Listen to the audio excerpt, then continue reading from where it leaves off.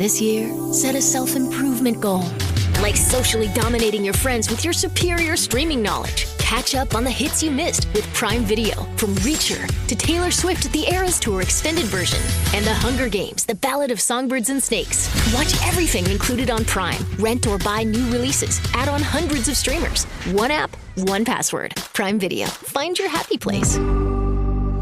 Restrictions apply. Prime membership not required to rent or buy. See Amazon.com/Amazon Prime for details.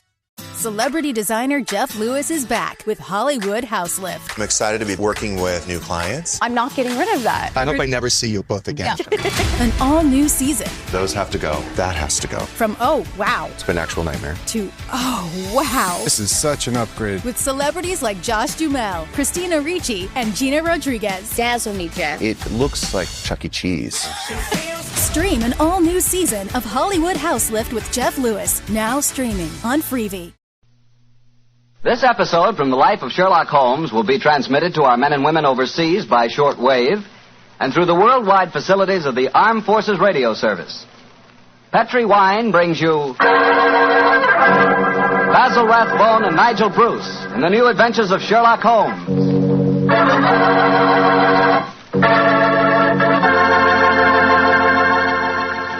The Petri family, the family that took time to bring you good wine, invite you to listen to Dr. Watson tell us another exciting adventure he shared with his old friend, that master detective, Sherlock Holmes.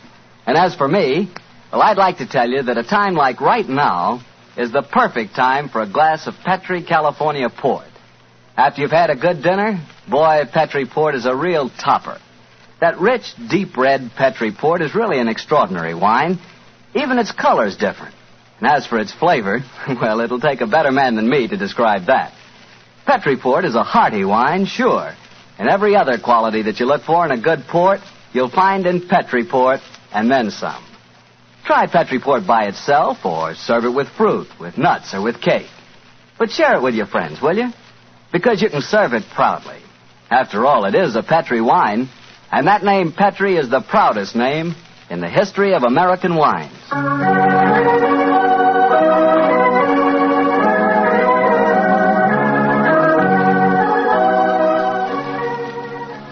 And now let's visit our old friend and host, Dr. Watson. Good evening, Mr. Bartell. Good evening, Doctor. Settle yourself down and get your pipe going. Thanks.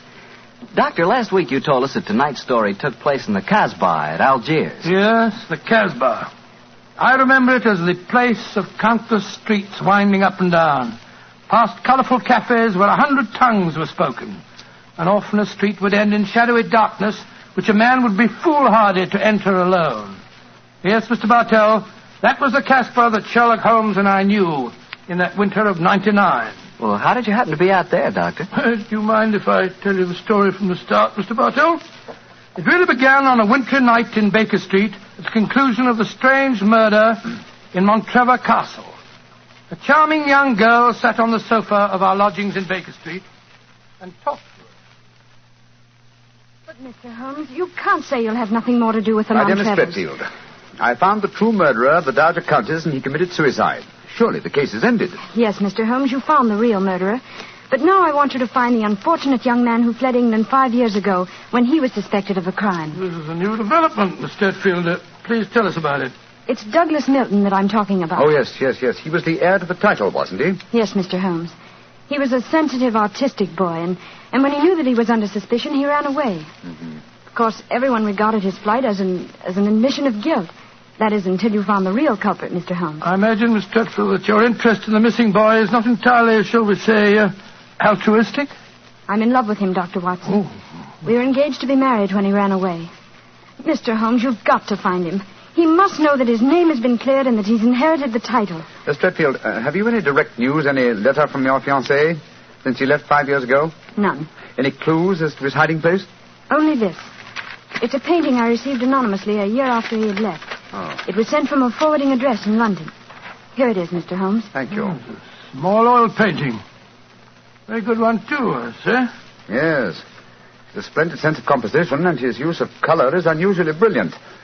You recognize this painting as the work of your fiancé, Miss Stretfield? I'm certain of it. Yes. Wonderful use of color. Observe the delicate shadings of that sunset and the brilliant green of the oasis. This scene is extraordinarily reminiscent of the desert in North Africa. Yes, that's what made me say I was certain he'd gone abroad, Mr. Holmes. But why should he go to North Africa? A good place, Watson, for an Englishman who imagines himself to be escaping justice. Remember, the Foreign Legion is stationed there.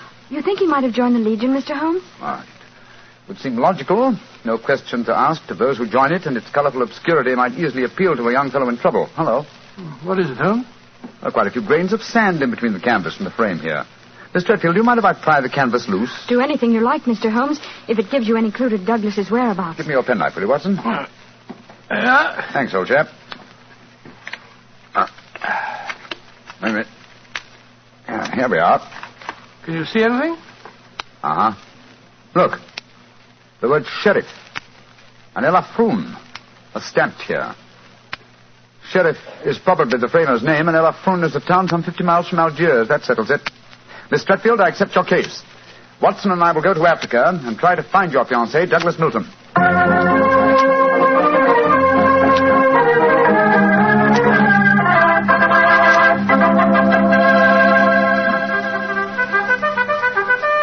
Monsieur Sherlock Holmes and Dr. Watson. I have heard of you so often, but I never thought I should see you here at the headquarters of the Foreign Legion.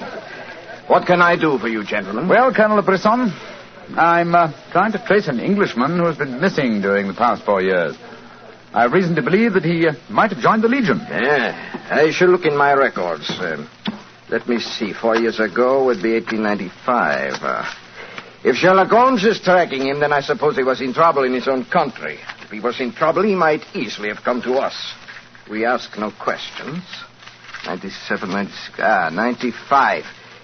In that year, 3 young Englishmen joined us. One of them died of dysentery 2 years ago in Cedar Raji. One of them deserted 18 months ago, and we have been unable to trace him.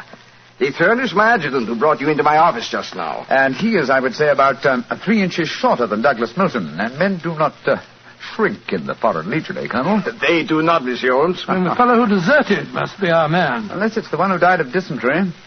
Colonel de Brisson, how would you advise us to set about trying to find a deserter? Monsieur Holmes, there's only one place in Algeria where a man can hide from the Foreign Legion and remain hidden. Oh, and what's that place? The Casbah in Algiers. Then that's our destination, Watson. Be very careful, please, gentlemen. The Casbah is a place where the law is exiled. The police have no jurisdiction there. The only rule is that of strength, violence, and trickery. We shall be very cautious, I assure you. Goodbye, Colonel de Brisson, and thank you for your help.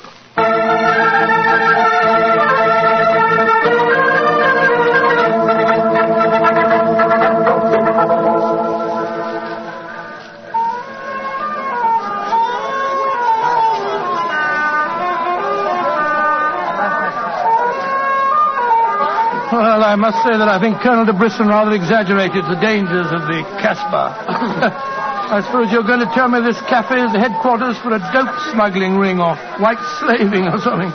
Its ramifications are even more extensive than those you've mentioned. You're joking, Holmes. I assure you I'm not, old fellow. What? My old friend Duhamel is chief of police in Algiers. When I told him our mission, he advised me to come here. A 500-franc note, and the proprietor can obtain any and all information regarding the underworld. For as little as 200 francs, he can arrange a murder.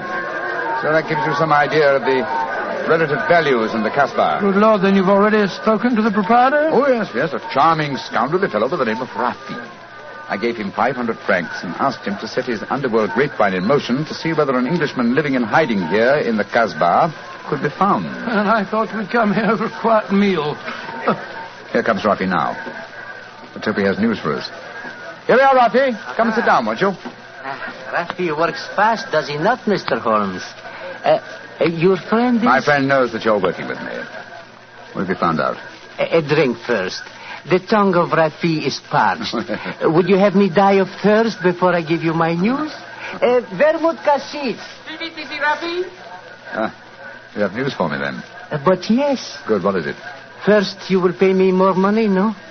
But I gave you 500 francs. You said that you'd do the job for that. Can I help it if some tongues are more costly to make wag than others? It took the 500 to get the wag. Am I to have nothing for my own trouble? Votre vermouth cassis, Monsieur Rafi. Good. The gentleman will pay for it. There you are. Merci. I will drink to your health, gentlemen, both of you. You will pay me more money, no? But my friend's already given you 500. You should stick to your bargain, my good fellow. My information is a bargain at 750 francs. It would be a bargain at 1,000, but Rafi will let you have it for 750 because he likes you.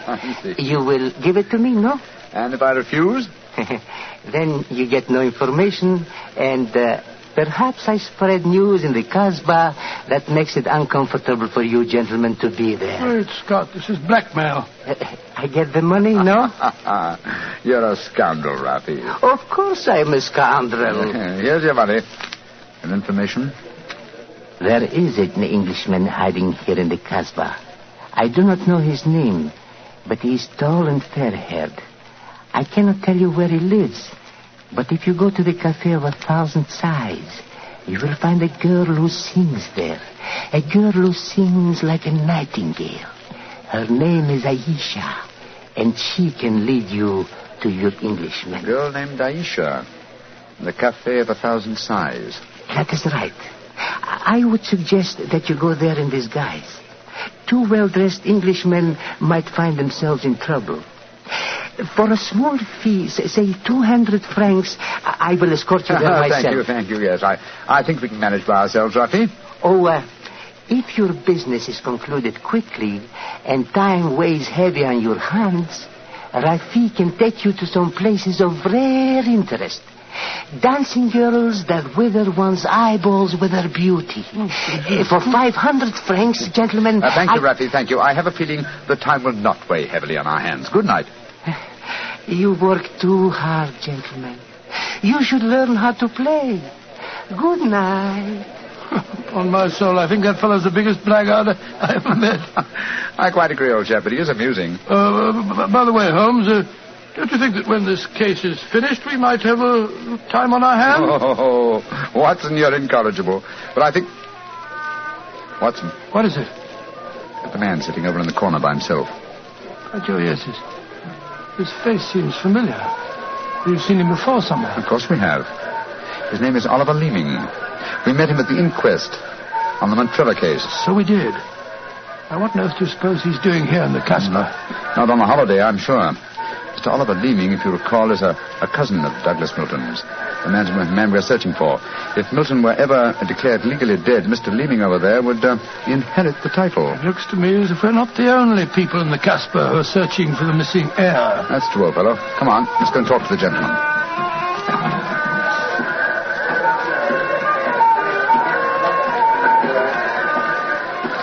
Mr. Oliver Leeming, how very odd to meet you here. Well, Sherlock Holmes and Dr. Watson, won't you sit down? Thank you. Well, it's a small place, isn't it? Or has somebody said that before? I wondered if you'd spot me over here in the corner. Oh, you saw us then? Of course. You seem to be in such deep conversation with that scoundrel Rafi. I didn't like to disturb you. Very considerate of you, I'm sure. Why are you here, Mr. Leeming? Oh, I'm making a business trip. This is my day off. As I recall it, you're in the publishing business. Correct. What a memory you have. It seems peculiar that you should be on a business trip here. Are you planning on opening a publishing house in Algiers, or are you searching the Casbah for new authors? Why not? I'm a great believer in encouraging new talent. Mr. Leeming, why don't you admit that you're here for the express purpose of trying to find your cousin, Douglas Milton? Mr. Holmes, you've discovered my secret.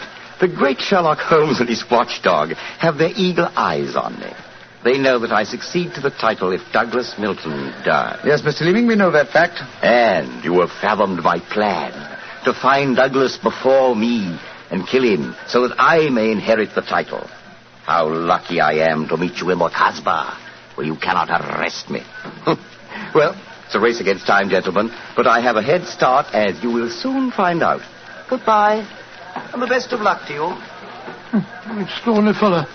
He's joking, of course. I believe not, Watson. I think he labors under the whimsical belief that the best method of discounting the truth is to state it as boldly, so that it will not be believed. Great Scott, then we must work fast. Yes, old chap, we must.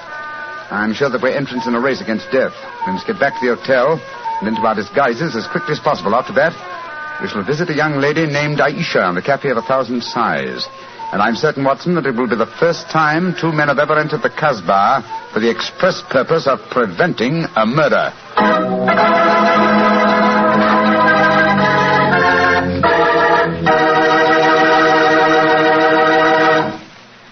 the rest of Dr. Watson's story in just about a second, which gives me time to remind you that if you like the flavor of big, plump, juicy Muscat grapes, you'll love the flavor of Petri California Muscatel. What a wine. Petri Muscatel is the perfect after-dinner wine. It looks good, smells better than it looks, and when it comes to the taste department, well, you never tasted anything like it. For a really good wine, remember first Petri, then Muscatel.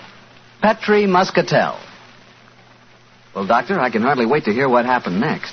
You and Sherlock Holmes went back to the hotel, I suppose. Yes, Mr. Bartell. Holmes quickly adopted the disguise of an Arab guide, while I assumed the role of a tourist. And we started off on our search. Outside the Cafe of 1,000 Sighs, we met with a rude shock. Good Lord. It's the fellow we met in the cafe. Yes, Oliver Leeming, with a knife between his shoulders. He's dead, Holmes. Shouldn't we get into touch with the police? What can they do? Remember, there is no law in the Casbah. In any case, this man is beyond our help. Our job is to protect the living. Come on, old fellow. Let's go to the Cafe of 1,000 Sighs and find this girl, Aisha. The girl, Rafi says, sings like a nightingale. Comme un oiseau qui chante, je l'appelle ma petite bourgeoise, ma ton kiki, ma ton kiki, ma ton kinoise. Il y en a d'autres qui me font le doux yeux, mais c'est elle que j'aime le mieux.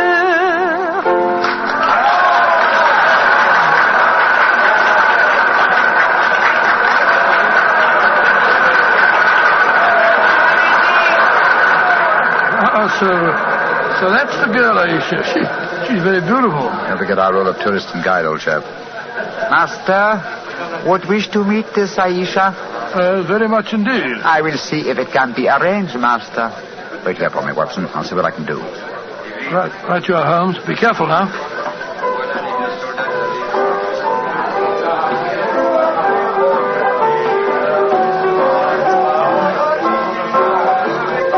Mademoiselle Aisha? What do you want, greasy one? There is an Englishman at the table over there. He wishes to talk to Aisha. Which one is he? The man who sits at the table in the corner. He is very rich, Aisha, and he admires you a great deal. He told me to give you this 500-franc note. So? Very well. You may bring him to my rooms.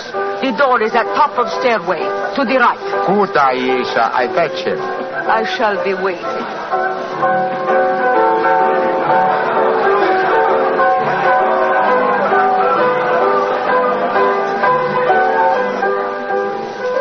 Aisha will see you, Master. Follow me, please. Oh, very well.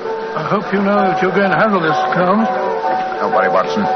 In this case, I think honesty will be the best policy. Well, I'm not so sure. This place is a thieves' kitchen if ever I saw one.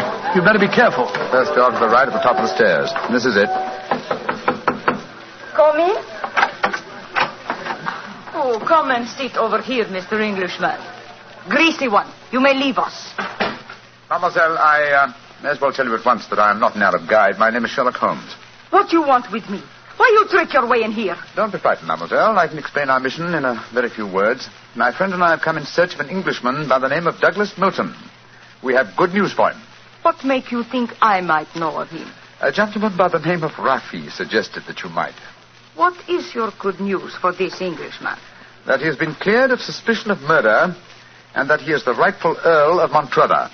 That means when he knows this, he will leave the Casbah and return to his country? Naturally, madame. I do not know this man. I have never heard of him. Here is your 500 francs. Goodbye. Not so fast, Aisha, mon petit chou. I've been listening from behind these curtains. Gentlemen, allow me to introduce myself.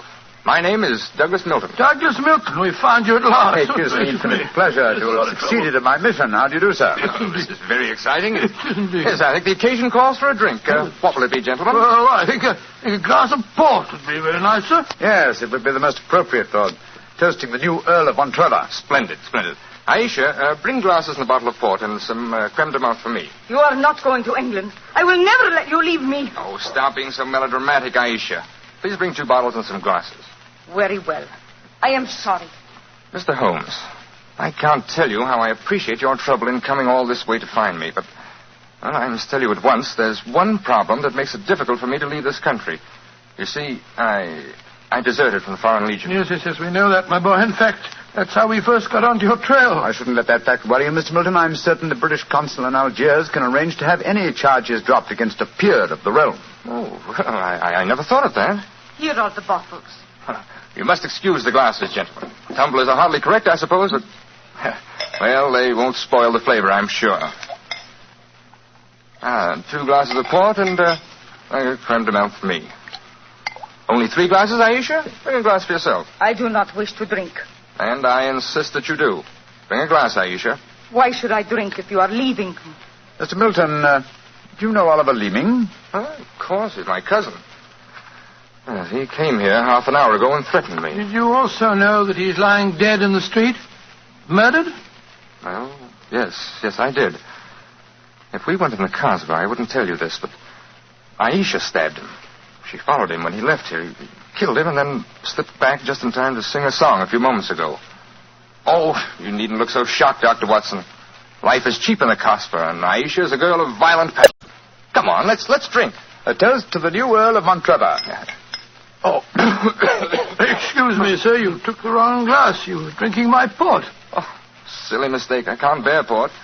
Very un-English of me, I'm afraid, but, well, after all these years, I don't feel particularly English. In fact, I'll probably find it very hard to adjust myself to the old life when I go back. Or perhaps I should say, if I go back. Since you feel that way about it, Mr. Milton, why go? You can claim the title and the revenues of the estate without leaving Algeria. You could stay here and live on the income. I didn't realize that would be possible. You sure I could do that? Oh, yes, I'm quite certain of it. But if you doubt my word, I suggest we all adjourn to the British consulate in Algiers. They can put you straight on the matter. That's a good idea. Let's go over there at once. Now I have been listening to you, my friend. You are planning to leave me. Once you go from the Casbah, I shall never see you again. Put down that knife, Aisha. I will not let you go. You belong to me. If you try to leave me now, I will kill you. Put down that knife, Aisha. You've done enough damage for one night. Why you? Put it down, you fool. Put it down. Let me go. Let me go. She twisted the knife on herself as she fell. Holmes, help me turn her over. She's dead, Mr. Milton. Poor Aisha. It's a bloody path that leads to the Montrevor title, sir. I suggest that we see that this poor girl's body is taken care of. Then go to the British consulate without any further delay.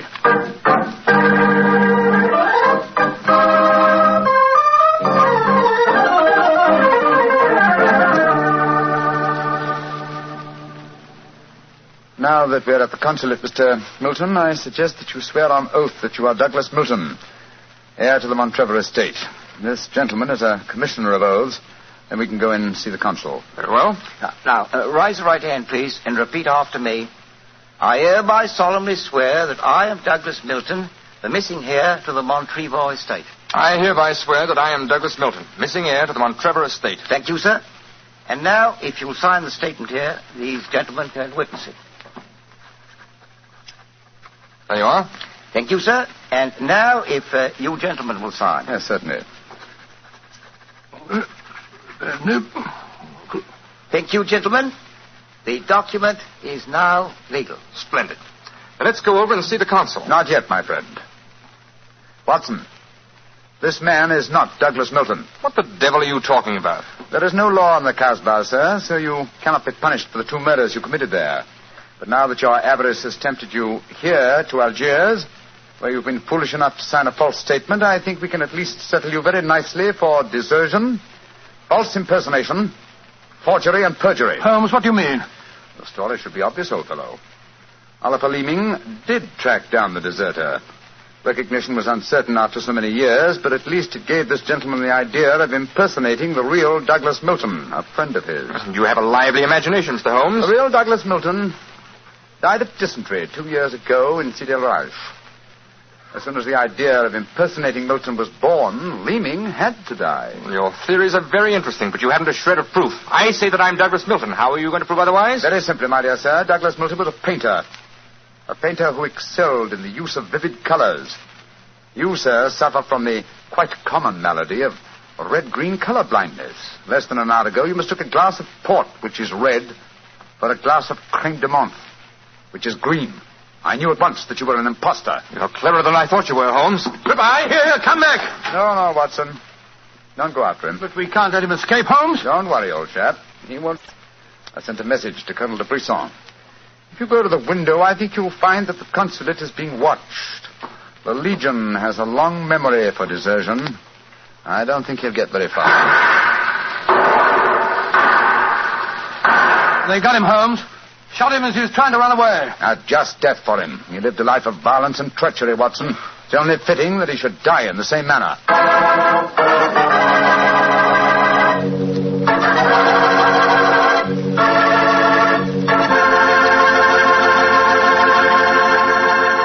Doctor, that was a swell story, but you know something? I wish you hadn't disillusioned me about the Casbah. Disillusioned you? What do you mean? Well, before I heard your story, whenever somebody mentioned the Casbah, I'd always visualize a very glamorous, romantic sort of place full of beautiful women.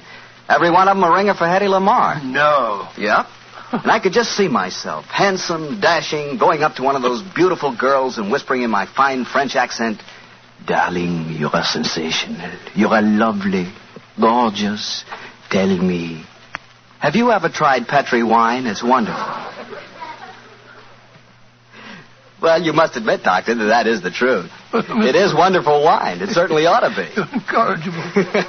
After all, winemaking has been the business of the Petri family ever since way back in the 1800s. For generations, the Petri family has handed down from father to son, the fine art of turning luscious, sun-ripened grapes into fragrant, delicious wine. And don't forget, because the making of Petri wine is a family affair, the letters P-E-T-R-I on a bottle of wine are the personal assurance of the Petri family that every drop of wine in that bottle is good wine. So no matter what type wine you prefer, for any occasion, remember you can't go wrong with a Petri wine because Petri took time to bring you good wine. Well, Doctor, now I suppose you're ready to tell us about next week's story? Yes, and as soon as I have, I want you to meet a friend of mine. Friend? Yes. But first, Mr. Bartell, next week, I'm going to tell you an adventure in which, for once, Holmes came off second best. An exciting story of high society and romance. I call it A Scandal in Bohemia. Boy, that sounds swell. And now what about your friend? Well, he's waiting at the microphone in San Francisco. He's Dr. Langley Porter, and he wants to tell us about something very important. Dr. Langley Porter. Thank you, Dr. Watson. Radio listeners, tonight in Italy there are thousands, many thousands, dying of cold and hunger. Babies, children, expectant mothers, old folks, dying for want of clothes, want of food. This organization, American Relief for Italy, appeals to you to search your homes for anything that can be made useful for starving, freezing men, women, children. Clothing, layettes for babies, diapers, shoes, food, surgical supplies, but above all, clothes, clean clothes, fit to wear. Take them to the nearest fire station. That your gifts will reach the Italians who need them, you may be sure. Americans of this organization will distribute the packages in Italy through the Italian Red Cross, the Catholic Relief Organization, the League of Italian Women, the Confederation of Italian Labor, and the Italian government. In California, rationing has gone. Christmas comes. There, in Italy, death is on the prowl. Radio listeners, lives can be saved. It's up to you. Thank you, Dr. Langley Porter. I know that our friends listening in will do all that they can to help the organization American Relief for Italy. Tonight's Sherlock Holmes adventure is written by Dennis Green and Anthony Boucher and was suggested by an incident in the Sir Arthur Conan Doyle story, The Crooked Man. Music is by Dean Fossler. Mr. Rathbone appears through the courtesy of Metro-Goldwyn-Mayer and Mr. Bruce through the courtesy of Universal Pictures, where they are now starring in the Sherlock Holmes series. This is the Mutual Broadcasting System. Hey, guess what? It's not as hard to start a fitness or weight loss program as you think. And I'm going to give you $100 in free home gym equipment to prove it. I'm Carl, the co-founder of Body. That's Body with an I, the health and fitness app with thousands of 5-star reviews because our people get results. And I guarantee you'll lose 5 to 10 pounds in your first month or you don't pay. Just sign up for a Body annual membership during our New Year's Kickstart event in the next 10 minutes, and I'll send you $100 worth of home fitness gear to help you succeed with classics like P90X, PiYo, and 21 Day Fix. In fact, we have over 120 workout programs for every level of fitness, even one for beginners only. Listen, if you don't succeed, you get your money back. But keep the $100 in equipment as my gift just for trying. You've got 10 minutes, so go to body.com to sign up now. Again, that's bodywithani.com. Thinking about starting a new fitness or weight loss program? I've got a story you have to hear. I'm Lacey Green, a super trainer with Body. I had a client who came to me because she was really frustrated that every gym or trainer she tried made her feel bad because she was a beginner. She had tried it all, and she just felt humiliated. And that's when we started working together, and I took her through my 3-week program called For Beginners Only. Once she realized that she wasn't the problem and that she just needed the right program, she started to get results, and now she's completely unstoppable and feeling so confident. And I can do the same for you. On the Body app, subscribers lose 5 to 10 pounds consistently in their first month, and I bet you will too. And right now, I'm inviting you to sign up for a 1-year subscription to Body, and I'll give you $100 of in-home fitness equipment for free. But this is a limited time offer for the next 500 beginners who want to get started. So to get your $100 in free gear right now, just go to body.com. That's body with an I.com. Again, BODI.com.